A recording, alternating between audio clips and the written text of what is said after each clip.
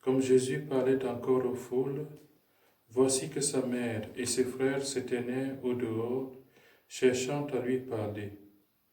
Quelqu'un lui dit, « Ta mère et tes frères sont là, dehors, qui cherchent à te parler. » Jésus lui répondit, « Qui est ma mère et qui sont mes frères ?»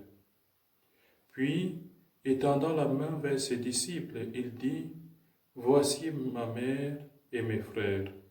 Car celui qui fait la volonté de mon Père qui est aux cieux, celui-là est pour moi un frère, une sœur, une mère. » Acclamons la parole de Dieu. Louange à toi, Seigneur Jésus. Frères et sœurs, aujourd'hui, la famille de Jésus vient pour le voir. Jésus est engagé dans son ministère, profondément dans son ministère. Et aujourd'hui, la famille se déplace pour venir le voir, pour venir à sa rencontre, peut-être pour passer un temps agréable avec lui. Et voilà que lorsqu'on fait remarquer à Jésus que sa mère et ses frères sont dehors pour le rencontrer, Jésus donne une réponse assez stupéfiante. Quelqu'un lui dit, « Voici que ta mère et tes frères se tiennent dehors pour te voir. » Jésus étend la main vers ses disciples, vers ceux qui sont là pour écouter sa parole, vers ceux qui le suivent pour déclarer, « Qui est ma mère? Qui sont mes frères ?»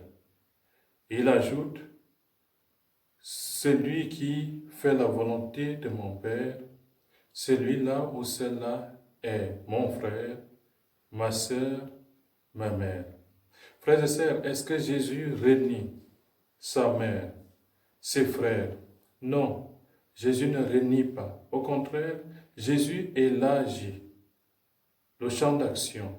Jésus élargit sa famille à nous qui sommes ses disciples, à nous qui sommes chrétiens, à tous ceux, à toutes celles qui veulent bien faire la volonté de celui qui l'a envoyé. Jésus nous intègre donc, et c'est une très bonne nouvelle, Jésus nous intègre tous dans sa grande famille. C'est une famille large. La famille de Jésus ne se résume pas simplement aux simples frontières de la petite famille, la petite cellule familiale, mais Jésus déclare, « Celui qui écoute ma parole et fait ma volonté, celui-là fait partie de ma famille. » Voilà ma famille. Ma famille, en réalité, ce sont mes disciples. Jésus ne met donc pas à la porte sa propre mère, sa mère biologique, ses frères ou ses cousins.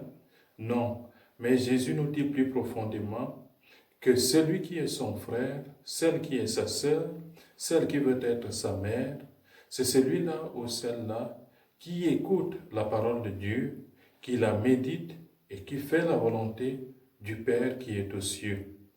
Et à ce niveau, nous pouvons comprendre ce qu'a réellement vécu sa propre maman, sa maman biologique, la Vierge Marie. C'est elle qui est la première qui a réellement vécu de ce précepte, du précepte de l'écoute de la parole de Dieu et de sa mise en pratique. Lorsque l'ange Gabriel s'est présenté à Marie pour lui annoncer la bonne nouvelle de la conception, de sa conception, Marie a tout simplement déclaré, « voici la servante du Seigneur, que tout se passe pour moi selon ta volonté, selon la volonté de celui qui t'a envoyé vers moi, selon la volonté du Père qui est aux cieux. Marie est donc celle qui a bien vécu de cela et c'est celle qui a porté dans sa chair le Verbe de Dieu, la parole de Dieu. S'il y a quelqu'un dans le monde qui a réellement porté dans sa chair le Verbe, la parole de Dieu, c'est bien la mère de Jésus.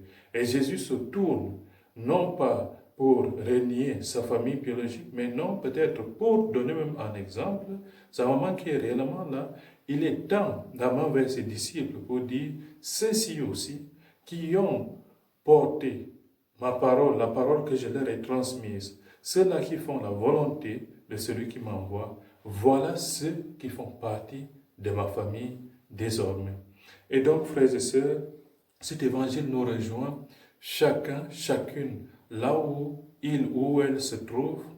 Et je crois que ce qu'on peut peut-être demander, la grâce qu'on peut demander à Dieu aujourd'hui, c'est d'apprendre à vivre de la parole de Dieu, à pratiquer cette parole, à la vivre quotidiennement dans les plus petites choses. Qui est ma mère? Qui est mon frère?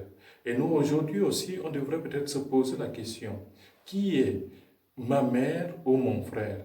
Mon frère, ce n'est pas simplement celui qui est issu de ma famille biologique. En tant que chrétien, ma famille s'élargit aussi à toute l'Église universelle, l'Église dans laquelle j'ai été baptisé, l'Église dans laquelle je reçois les sacrements, tout comme toutes ces personnes que je ne connais pas, peut-être que je ne connaîtrai même jamais, mais qui communient aussi au corps et au sang du Christ. Ma mère et mes frères, ce sont donc tous ceux qui participent du mystère du Christ, tous ceux qui sont appelés chrétiens. Et tous ceux qui le sont aussi sans peut-être le savoir, sans réellement partager peut-être la même foi que nous, mais tous ceux qui, dans leur vie, dans la vérité, cherchent à faire la volonté de Dieu, quel que soit le milieu dans lequel ils se situent. Cela nous convertit donc profondément. Cela convertit notre regard pour comprendre que ma mère, mon frère, ma sœur, c'est aussi celui ou celle que je rencontre quelque part, et celui avec qui je suis appelé à partager le même mystère, le mystère que nous demande de vivre le Christ, le mystère de sa parole divine, mais aussi le mystère de sa divine communion.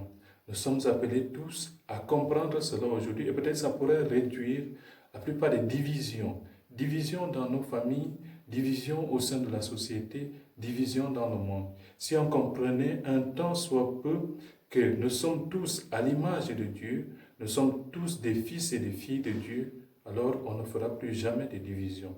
Demandons cette grâce aujourd'hui de vivre réellement du mystère du Christ, de vivre de sa communion entre nous, au milieu de nous, et de l'élargir à tous ces frères et sœurs que nous connaissons peut-être, avec qui on ne s'entend pas, mais avec ceux avec lesquels aussi Dieu nous donnera la grâce de coopérer un jour. Soyons donc des chrétiens, des modèles de l'union dans le Christ Jésus. Amen.